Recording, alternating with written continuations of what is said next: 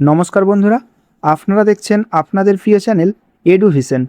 আজ রাজ্যের লাখ লাখ চাকরি প্রার্থী মা বোনেদের জন্য নিয়ে এসেছি এই বছরের সবচেয়ে বড় এবং ধামাকাদার অফিসিয়াল একটি আপডেট। হ্যাঁ, আপনারা থাম্বনেলে একদম ঠিক দেখেছেন।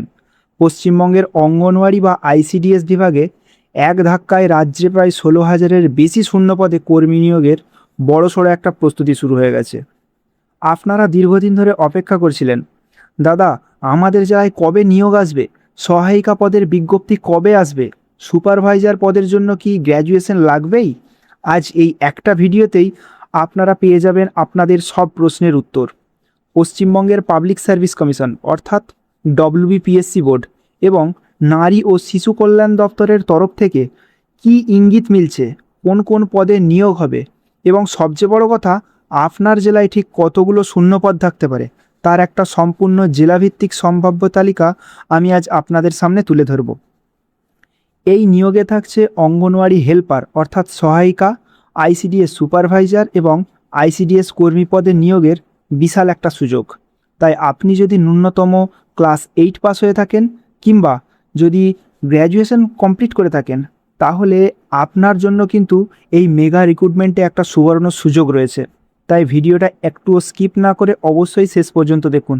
আর হ্যাঁ, চ্যানেলে নতুন হয়ে থাকলে ওই যে নিচে একটা লাল কালারের সাবস্ক্রাইব বাটন দেখছেন, হ্যাঁ ঠিকই দেখেছেন, ওটাই ক্লিক করুন, দিয়ে চ্যানেলটাকে সাবস্ক্রাইব করুন এবং পাশে থাকা নোটিফিকেশন বেলটাকে অন করুন, যাতে এই চ্যানেল থেকে যে কোনো সরকারি চাকরির আপডেট আপনি মিস না করেন। চলুন বিস্তারিত শুরু করা যাক। মূল জেলাভিত্তিক শূন্যপদের তালিকায় যাওয়ার আগে আমাদের এই নিয়োগের মূল কাঠামোটা একটু বুঝে নেওয়া দরকার, কারণ নিয়মের কিছু গুরুত্বপূর্ণ পরিবর্তন এই বছর দেখা যাবে, এটুকু গ্যারেন্টি। চলুন এক নজরে এই নিয়োগের মূল বিষয়গুলো একটু দেখে নিই। প্রথমত, নিয়োগকারী সংস্থা রয়েছে পশ্চিমবঙ্গের পাবলিক সার্ভিস কমিশন অর্থাৎ ডব্লিউবিপিএসসি বোর্ড এবং শিশু ও নারী শিক্ষা বিকাশ দপ্তর। যে পদে নিয়োগ হবে, মূলত এখানে 3টে পদে নিয়োগ হবে: আইসিডিএস সুপারভাইজার, অঙ্গনওয়াড়ি কর্মী এবং অঙ্গনওয়াড়ি সহায়িকা, যেখানে 16,000+ শূন্যপদে নিয়োগ হবে। তবে জেলাভিত্তিক এই শূন্যপদের সংখ্যা কমা বাড়া হতেই পারে। আবেদন পদ্ধতি এখন পর্যন্ত যেটুকু জানা যাচ্ছে, সম্পূর্ণ আবেদন পদ্ধতিটা হবে অনলাইন মোডে। এরপর অফিসিয়াল নোটিফিকেশন যখন আসবে তখনই এই ব্যাপারটা সম্বন্ধে নিশ্চিতভাবে বলা যাবে। তো আশা করা যায় অনলাইন পদ্ধতিই সম্পূর্ণ আবেদন পদ্ধতিটা করা হবে। আর প্রতিটা মহিলার কাছে একটা সুবর্ণ সুযোগ, কারণ কি, এই পরীক্ষায় শুধুমাত্র মহিলা ক্যান্ডিডেটই বসতে পারবে। আর দ্বিতীয়ত কি, ভ্যাকেন্সিটা 16,000+, অর্থাৎ 16,000-এরও বেশি শূন্যপদে নিয়োগটা করা হবে। তাই প্রতিটা মহিলার কাছেই এই এক্সামটা একটা বিরাট বড় অপরচুনিটি বলা যেতে পারে। এই ক্ষেত্রে কাজের স্থান থাকবে আপনার নিজস্ব জেলা বা ব্লক এলাকা। এখানে একটা বিষয় খুব ভালো করে জেনে রাখা দরকার, আইসিডিএসের যে এই নিয়োগটা হয় না, এই নিয়োগটা মূলত দুটো স্তরে ভাগ করা হয়ে থাকে। প্রথমত একটা হয় রাজ্য স্তর আর দ্বিতীয়টা হয় জেলা স্তর। রাজ্য স্তরের ক্ষেত্রে কি ব্যাপারটা হয় না, আইসিডিএস সুপারভাইজার পদে যে নিয়োগটা হয়ে থাকে সেটা হচ্ছে ডব্লিউবিপিএসসি বোর্ড পরিচালনা করে, এর পোস্টিংটাও রাজ্যের যে কোনো প্রান্তে দেয়। আর দ্বিতীয়ত জেলা স্তরে যে নিয়োগটা হয়ে থাকে সেটা হচ্ছে অঙ্গনওয়াড়ি কর্মী সহায়িকা পদে জেলা স্তরে নিয়োগ হয়ে থাকে, এবং এর দায়িত্বে থাকছে সেই জেলার জেলা শাসক বা মহকুমা শাসকের ওপর। অর্থাৎ যারা আইসিডিএস কর্মী এবং সহায়িকা পদে চাকরি পাবেন তাদের কিন্তু নিজের গ্রাম বা এলাকাতেই কাজ করতে হবে, তাদের অন্য কোথাও বদলি করা হবে না। এবার আসছি আপনাদের সব থেকে প্রতীক্ষিত প্রশ্ন, আপনার জেলায় শূন্যপদ কত? নবান্ন এবং জেলা প্রশাসনিক সূত্রের খবর অনুযায়ী বিগত কয়েক বছর বহু কর্মী অবসর নিয়েছেন এবং অনেক নতুন অঙ্গনওয়াড়ি কেন্দ্রও তৈরি হয়েছে।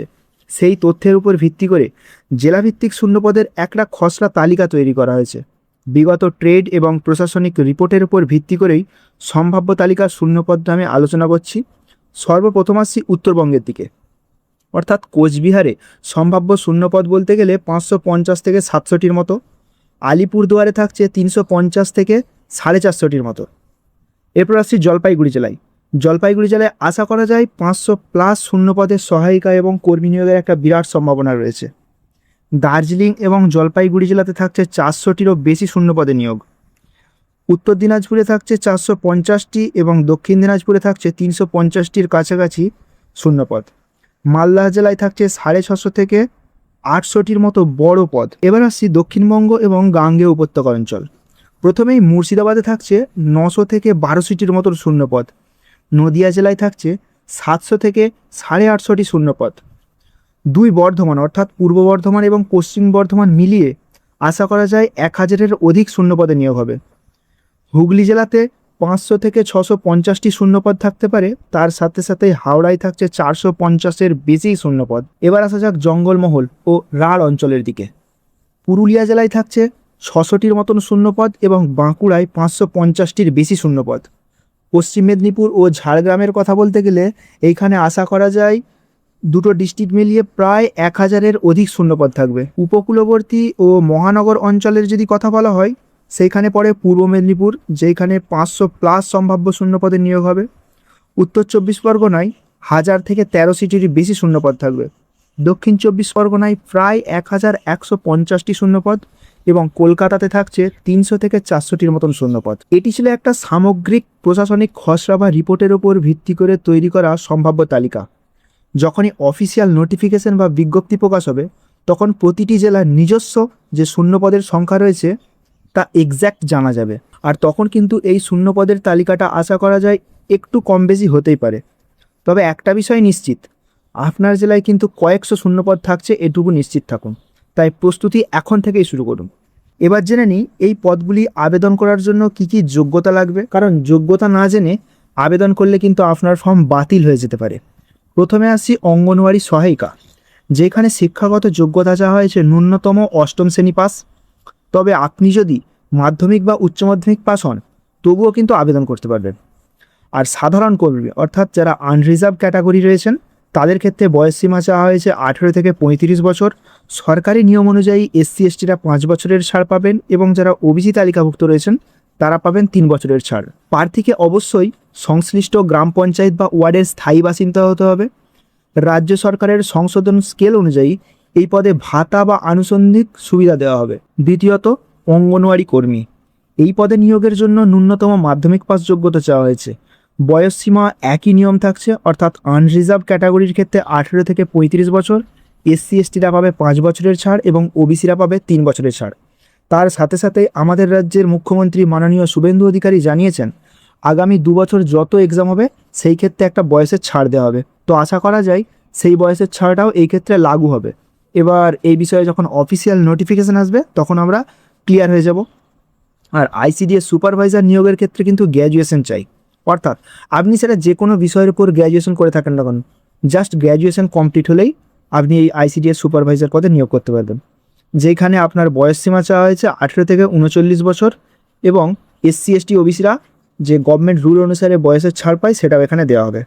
এবং এইখানে যে বেতনটা দেওয়া হবে সেটা সরকারি নিয়ম অনুযায়ী 27,000 টাকা থেকে বা তার বেশি বেতন থেকে শুরু হবে। এবার আপনি তো চাকরি করবেন বলছেন, চাকরি করতে গেলে কিন্তু আপনাকে অবশ্যই এক্সাম ক্র্যাক করার জন্য সিলেবাস এবং সঠিক যে প্রসিডিওর সেইটা জানা দরকার। কর্মী ও সহায়িকা পদের জন্য সাধারণত একটা লিখিত পরীক্ষা দিতে হয় এবং তারপর কি হয়, একটা ইন্টারভিউ নেওয়া হয়। অর্থাৎ লিখিত পরীক্ষাটা হয় 90 নম্বরের এবং 10 নম্বরের হয় ইন্টারভিউ, তারপরেই নিয়োগ প্রক্রিয়াটাকে কমপ্লিট করা হয়। লিখিত পরীক্ষায় সাধারণত থাকে পাটিগণিত, বাংলা, সাধারণ জ্ঞান ও কারেন্ট অ্যাফেয়ার্স এবং পুষ্টি ও জনস্বাস্থ্য বিষয়। এই পুষ্টি ও জনস্বাস্থ্য বিষয়টা কিন্তু সবথেকে গুরুত্বপূর্ণ এই ICDS নিয়োগের ক্ষেত্রে, যেহেতু এটা মেনলি শিশু এবং তার মায়ের সঙ্গে যুক্ত থাকছে, তাই মা এবং শিশুর পুষ্টি, বিভিন্ন ভিটামিনের অভাবজনিত রোগ, এখান থেকে কিন্তু আশা করা যায় যে প্রচুর প্রশ্ন আসবে। সুপারভাইজার পদের জন্য পরীক্ষাটি মূলত 3টে ধাপে হয়ে থাকে। প্রথমত হয় প্রিলিমিনারি পরীক্ষা, দ্বিতীয়ত হয় মেন্স পরীক্ষা এবং সর্বশেষ হয় ইন্টারভিউ। এই 3টে পরীক্ষা কমপ্লিট হওয়ার পর কিন্তু নিয়োগটা হয়ে থাকে। আর এখানে কিন্তু স্যালারিটাও বেশ হাই লেভেলের হয়ে থাকে এবং কাজটাও অনেক বেটার। এবার আসি সবচেয়ে বড় প্রশ্ন, আবেদন কবে থেকে শুরু হবে? প্রশাসনিক সূত্রে যা খবর পাওয়া যাচ্ছে, অর্থ দপ্তরের সবুজ সংকেত মেলার পরই বিজ্ঞপ্তি প্রকাশের চূড়ান্ত ফাইল তৈরি হচ্ছে। আশা করা যাচ্ছে আগামী কয়েক মাসের মধ্যেই ধাপে ধাপে বিভিন্ন জেলায় অফিসিয়াল ওয়েবসাইটে সহায়িকা এবং কর্মী পদের যে নিয়োগ বিজ্ঞপ্তি এবং WBPSC বোর্ডের পোর্টালে সুপারভাইজার পদের যে অফিসিয়াল নোটিফিকেশন তা কিন্তু প্রকাশ হয়ে যাবে। নির্বাচন এবং অন্যান্য প্রশাসনিক কাজের উপর ভিত্তি করে এই কর্মসূচিকে চূড়ান্ত করা হবে। তবে বিজ্ঞপ্তি বের হওয়ার পর আপনার কাছে প্রস্তুতি নেওয়ার জন্য আর বেশি সময় থাকবে না, এটুকু আপনি নিশ্চিত থাকুন। তাই বুদ্ধিমানের কাজ হবে এখন থেকেই মনোযোগ সহকারে পড়াশোনা স্টার্ট করে দেওয়া। তো বন্ধুরা, এই ছিল ICDS এর নিয়োগ সংক্রান্ত 2026-এর সম্পূর্ণ বিস্তারিত তথ্য। তো আশা করা যায় আমি সমস্ত বিষয়টা আপনাদের পরিষ্কারভাবে বুঝিয়ে দিয়েছি। আপনারা যারা ঘরে বসে নিজের এলাকায় একটা সম্মানজনক চাকরি করতে চান, তাদের জন্য এর চেয়ে বড় সুযোগ আর হতেই পারে না। পশ্চিমবঙ্গের কোন জেলা থেকে আপনি এই ভিডিওটা দেখছেন তা অবশ্যই কমেন্ট সেকশনে কমেন্ট করে জানান। আপনার জেলায় সুনির্দিষ্ট কোনো আপডেট এলে আমি সবার আগে ভিডিও করে আপনাদের জানিয়ে দেব। যদি ভিডিওটা ইনফরমেটিভ লাগে তবে অবশ্যই একটা লাইক করবেন এবং আপনার চেনা পরিচিত সমস্ত মা বোন ও বন্ধুদের এটি শেয়ার করে দেবেন, যাতে তারা এই দারুণ খবরটি জানতে পারে। আর এই ধরনের চাকরির আপডেট সবার আগে পেতে চ্যানেলটিকে এখনই সাবস্ক্রাইব করুন। তো দেখা হচ্ছে পরের ভিডিওতে। ততক্ষণের জন্য ভালো থাকুন, সুস্থ থাকুন এবং নিজের প্রস্তুতি জারি রাখুন। ধন্যবাদ।